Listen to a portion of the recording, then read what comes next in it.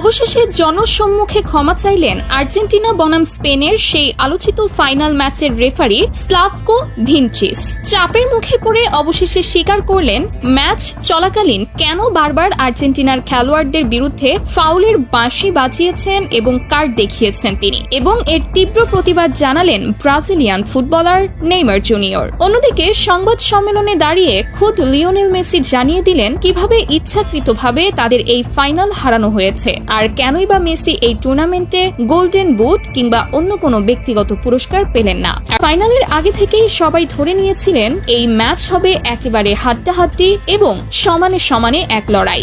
বাংলাদেশ সময় রাত 1টায় শুরু হয় এই মহা গুরুত্বপূর্ণ ফাইনাল। খেলার শুরুটাও হয়েছিল ঠিক তেমনই। আর্জেন্টিনা যথেষ্ট ভালো খেলছিল, স্পেনও নিজেদের সাধ্যমতো ভালো ফুটবল উপহার দিচ্ছিল, কিন্তু খেলার বয়স যখন 10 মিনিট পার হলো তখন থেকেই শুরু হলো এক রহস্যময় পরিবর্তন। আর্জেন্টিনা যেন হঠাৎ করেই নিজেদের স্বাভাবিক খেলার ছন্দ ভুলে গেল। একের পর এক ভুল পাস, উদ্দেশ্যহীন শট, বল কাকে দিচ্ছে কেন দিচ্ছে যেন কিছুই তারা বুঝে উঠতে পারছিল না মাঠে। অন্যদিকে স্পেনের খেলায় ছিল এক অন্যরকম সৌন্দর্য।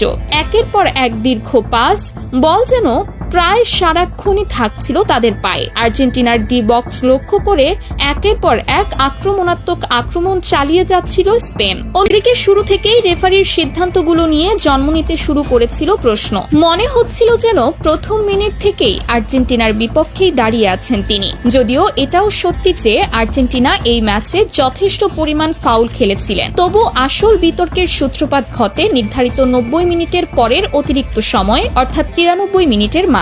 এনজো ফার্নান্ডেজের একটি সাধারণ মানের ফাউলে তাকে সরাসরি লাল কার্ড দেখিয়ে মাঠের বাইরে পাঠিয়ে দেন রেফারি স্লাভকো ভিনচিচ।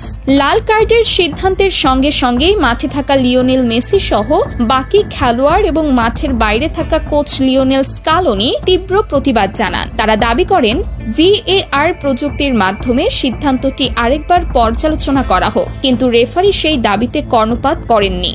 নিজের সিদ্ধান্তে অনড় থেকে লাল কার্ড প্রত্যাহার করেননি একবারের জন্য।